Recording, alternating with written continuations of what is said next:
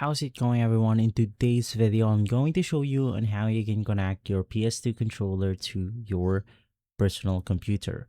Basically, as of the moment, the PlayStation 2 is an old controller, and of course, you can buy some tools in order to connect it with your PC, but just head over to your local stores and then you want to get yourself this specific product.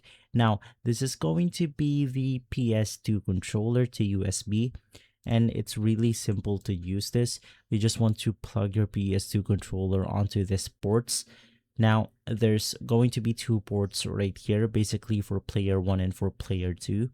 And then you want to plug the other end onto the USB port of your computer. And then it will look something like this if you have connected one controller. And then if you have connected both, it will then look something like this. So just get yourself this product. Just search the PS2 controller to USB on shops like Amazon, Temu, Alibaba, and more. And from there, you'll be able to connect your PlayStation 2 controller onto your computer. If this video has been helpful, leave a like, subscribe, and follow us for more videos like this. Thanks for watching.